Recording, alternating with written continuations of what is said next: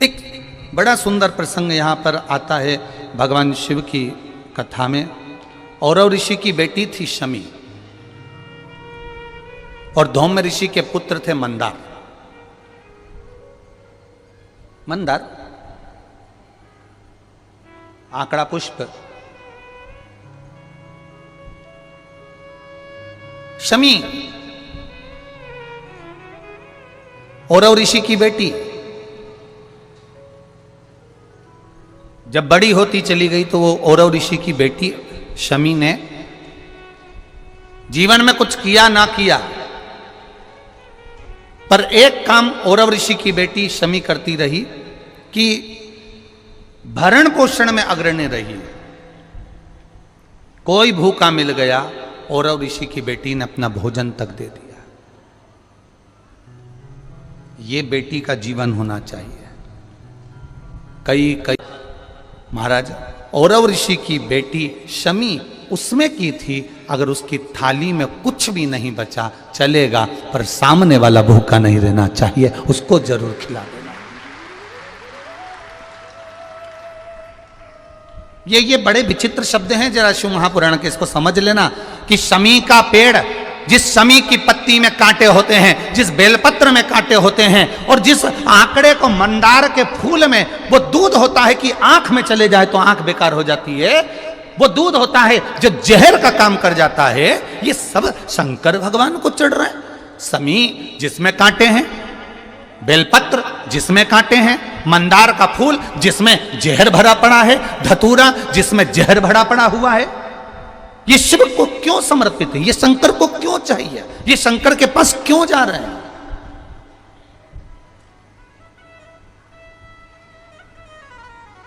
क्यों? उसका एक कारण है, सत्य बोलने वाला हमेशा बुरा होता है, हमेशा बुरा होता है। और वो सत्य बोलने वाला व्यक्ति, शमी कांटों में रमी हुई है, लदी हुई है, पर भाव शुद्ध है उसका, भाव गड़बड़ नहीं हुआ उसका। मंदार धौम्य ऋषि का पुत्र, ये आंकड़ा मंदार धौम्य ऋषि का पुत्र।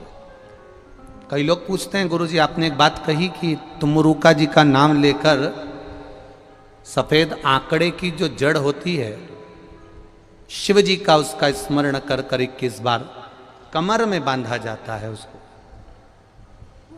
नारी का जो रजो धर्म होता है उसके कौन से दिन? 7वें दिवस।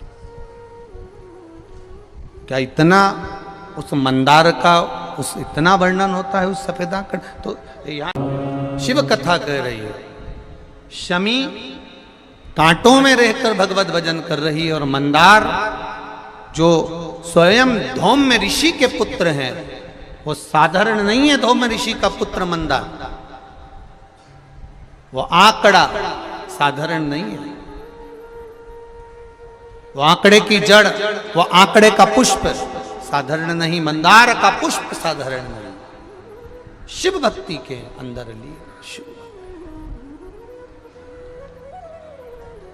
महाराज मंदार शौनक ऋषि के यहां पर विद्या अध्ययन करने के लिए गए।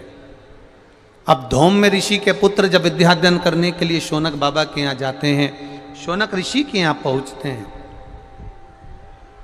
तो एक बार भुषुंडी ऋषि,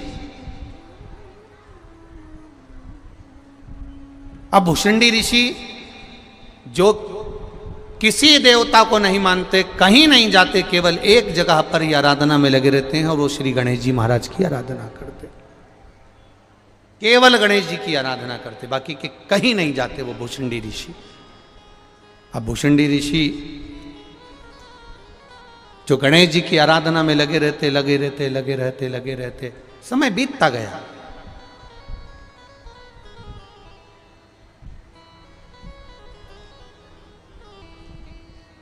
बहुत लंबा समय निकल गया गणेश जी की आराधना करते करते। आज भुषुंडी ऋषि आए और भुषुंडी ऋषि जैसे ही आए, गणेश जी की आराधना में लीन है, भगवान की भक्ति में लीन है, कोई मतलब नहीं किसी से, अपनी आराधना, अपना तप, अपनी साधना और उसका बल, इसके सिवा कुछ नहीं जानते भुषुंडी बाबा। भुषुंडी जी ने कुछ नहीं, कुछ नहीं। ऐसी तप साधना, ऐसी तप साधना श्री गणेश जी महाराज की करी। गणेश जी प्रसन्न हो गए और उनके प्रसन्न करने के लिए भुषुंडी बाबा के ऊपर गणेश जी यूं ही नहीं प्रसन्न हुए, भगवान देवादिदेव महादेव ने स्वयं ने भुषुंडी बाबा के लिए, भुषुंडी ऋषि के लिए देवादिदेव महादेव ने गणेश जी से कहा कि ये भुषुंडी ऋषि के पास जाओ, इतने सालों से तप कर रहे हैं, आराधना कर रहे हैं, कोई तो वर दो उनको, जाओ तप साधना के लिए, उनको प्रसन्न होकर वर दीजिए। भुषुंडी बाबा के पास में, भुषुंडी ऋषि के पास में श्री गणेश जी महाराज पहुंच गए और गणेश जी महाराज ने भुषुंडी ऋषि को देखकर तुरंत कहा, आपको क्या वर दूं मैं? शिव महापुराण की कथा कह रही। मंदार,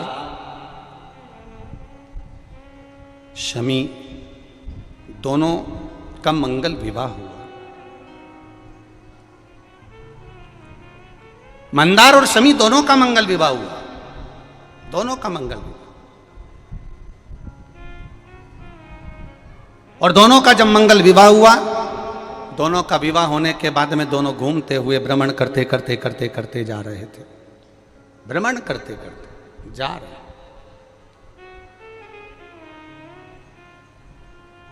और भ्रमण करते करते जब दोनों जा रहे थे, वहीं से भुषुंडी जी निकल कर जा रहे थे, जिन भुषुंडी जी ने भगवान गणेश जी की आराधना करी, खूब आराधना करी, खूब दिल से, इतनी आराधना करी कि गणेश जी महाराज प्रसन्न हो गए, प्रकट हो गए। मांगो तुम्हें क्या चाहिए महाराज जी, बस केवल इतनी सी कृपा कर दो कि मैं आप तो नहीं बन सकता और आप मैं नहीं बन सकते, बस आपका जो स्वरूप है, ये स्वरूप थोड़ा सा शीश का मुझे दे दो। केवल एक भुषुंडी ऋषि ऐसे थे जिनका शीश गणेश जी जैसा था, भुषुंडी ऋषि।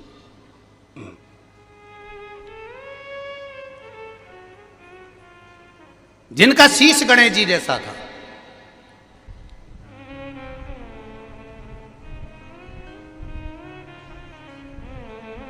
और जिनका शीश गणेश जी जैसा। मंदार और शमी की शादी हो गई, इन दोनों ने हंसना प्रारंभ कर दिया। जो भुषुंडी ऋषि जा रहे थे इनको देखकर हंस दिए, बहुत तेज ठाका लगाकर हंसे, हंसे, दुख हुआ, हृदय में चोट पहुंची, हृदय दुखित हुआ, हृदय द्रवित हुआ, हृदय में दुख हुआ, द्रवितता हुआ। और जब हृदय में दुख हुआ, द्रवितता हुई, कुछ दुख हृदय में जब हुआ, तब भुषुंडी बाबा ने क्रोध में आकर कह दिया, ए मंदार, शमी, मैं तुम्हें श्राप देता हूं, मंदार और शमी मैं तुम्हें श्राप देता हूं कि तुम दोनों जड़ हो जाओ, वृक्ष हो जाओ। शमी मंदार वृक्ष के रूप में हो गए, खड़े रहे, विनती करते रहे, ये श्राप ठीक नहीं, कृपा करिए, कृपा करिए, दया करिए, करुणा करिए। तब देवादिदेव महादेव कहीं देखिए, सब दुख काटो, मंदार और शमी ने, दोनों ने मिलकर भगवान शिव की आराधना करी और देवादिदेव महादेव ने वर दे दिया, सुनो शमी और सुनो मंदार, यदि कोई भूल से भी आपकी पत्ती, आपका पुष्प मुझे समर्पित कर देगा, सुनो मंदार, सुनो शमी, अगर कोई भूल से भी आपकी पत्ती, आपका पुष्प मुझे समर्पित कर देगा, उसे हजारों अश्वमेध यज्ञ के स्नान का जो पुण्य होता है वो एक क्षण में प्राप्त हो जाए। हजारों अश्वमेध यज्ञ का पुण्य, हजारों अश्वमेध यज्ञ का पुण्य एक क्षण में प्राप्त हो। ये मंदार, ये शमी हजारों अश्वमेध यज्ञ का पुण्य एक साथ। शमी की पत्ती देखी आप लोगों ने? जम के तो बोले जरा, देखिए। मंदार पुष्प भी देखा हुआ है। अब शमी की जो पत्ती होती है, उस शमी की पत्ती को भगवान देवादिदेव महादेव पर चढ़ाने का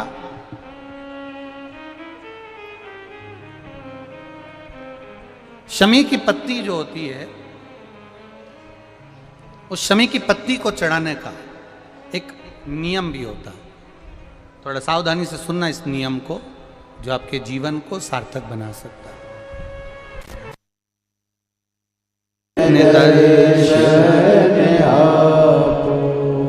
शमी की पत्री को चढ़ाने का एक नियम है, बड़ा सुंदर नियम, आपके जीवन में उतारने लायक। महाराज, जब सारा श्रृंगार मेरे देवादिदेव महादेव का हो जाए, बहुत ध्यान से सुनना, ये प्रसंग आया नहीं पहले। आज अगर कुबेरेश्वर बाबा की पावन धरा पर यह प्रसंग निकला है तो उसको ध्यान से सुनिए, भाव से सुनिए। पत्ती, शमी की जो पत्ती होती है, उस शमी की पत्ती को कब, कैसे और कहाँ चढ़ाना चाहिए, और शमी की पत्ती का फल क्या होता है, वो भी अपन समझ लें उसको। शमी की पत्ती, संपूर्ण स्नान भगवान का हो जाए, संपूर्ण स्नान।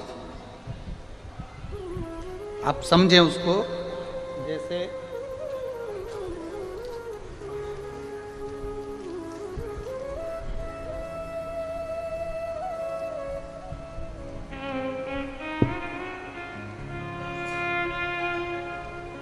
ये शिवलिंग है, जलाधारी,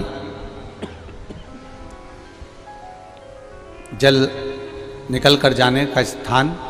गणेश, कार्तिकेय, अशोक सुंदरी, जलाधारी मतलब माता पार्वती जी का हस्त कमल, शिवलिंग, शिव का स्वरूप।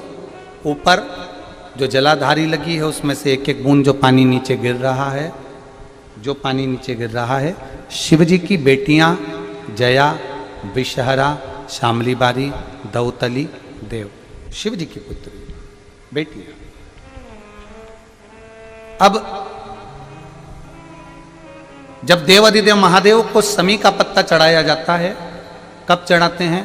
जब आपने संपूर्ण जलाधारी को हाथ से साफ कर दिया हो, शिवलिंग पर जल चढ़ा दिया हो, शिवलिंग का पूरा श्रृंगार आपने कर दिया हो। संपूर्ण श्रृंगार मेरे देवादिदेव महादेव का हो गया, संपूर्ण श्रृंगार। बाबा को चंदन का लेपन, अबीर, गुलाल, अक्षत, बेलपत्र, धतूरा, जो भी तुम्हें चढ़ाना है सब कुछ तुमने चढ़ा दिया। सारा श्रृंगार मेरे देवादिदेव महादेव का हो गया। तब शमी की पत्ती को मां जगत जननी की जो जलाधारी है उस पर मात्र स्पर्श कराकर शिव के शिवलिंग पर आखिरी में समर्पित कर देना चाहिए, जिससे हमारी मन की जो कामना है वह मां जगत जननी देवादिदेव महादेव से उनके कानों में श्रवण करा। शमी पत्र का एक बात और स्मरण में रहे, शमी पत्र की बहुत एक बात और अपने स्मरण में लीजिएगा। शमी पत्र दरिद्रता बहुत है, जब लगे आपको कि दरिद्रता बहुत ज्यादा है, किराया तक नहीं है, मैं कैसे जाऊं, कैसे उस महादेव के दर्शन पाऊं, कैसे उसकी चौखट पर जाऊं, कैसे उसको नमन करूं, तब उस जगह पर आप एक बेलपत्र,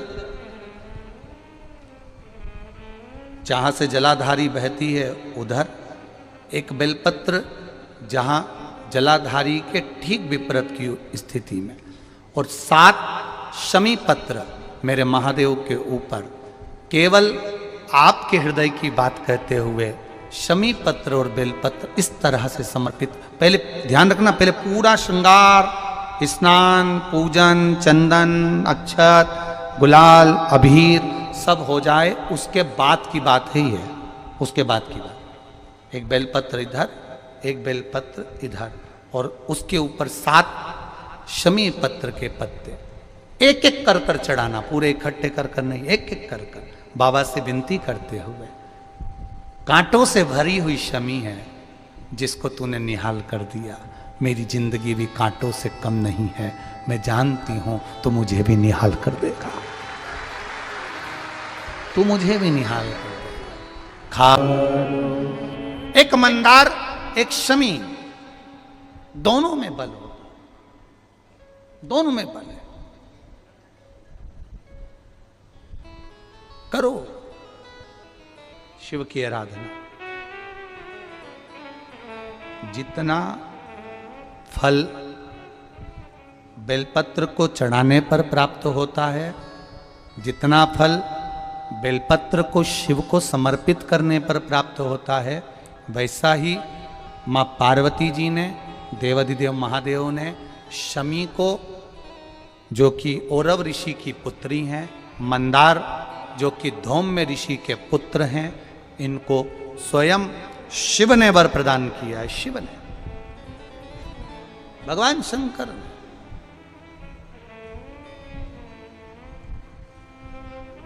शिव ने वर दे दिया, मां जगत जननी जगदम्बा माता पार्वती ने वर दे दिया, मां आद्य शक्ति ने वर दे दिया, पार्वती ने वर दे दिया। सुनो, मां पार्वती जी शमी को कह रही हैं, सुन शमी, सुनो मंदार, देवाधिदेव महादेव ने तुमको वर दिया है कि हजारों लाखों अश्वमेघ यज्ञ का फल, स्नान का फल एक शमी पत्र और एक मंदार के पुष्प से प्राप्त हो जाता है। अब मां पार्वती भी शमी को, मंदार को वर प्रदान कर रही है। ये मां है, ये माता है। अब एक बार यही बात हमने कथा में कही थी कि दरिद्रता को मिटाने के लिए ये बेलपत्र यहाँ माता जी के, शिव जी के चरणारविंद में, माता जी के हस्त कमल पर ये भगवान का जो सुंदर, माँ पार्वती की पीठी का ये सुंदर जो हस्त कमल है और ये चरण भाग हैं, यहाँ समर्पित करो। तो किसी ने पूछा, गुरुजी ये बेलपत्र को यहाँ चढ़ाने से उसका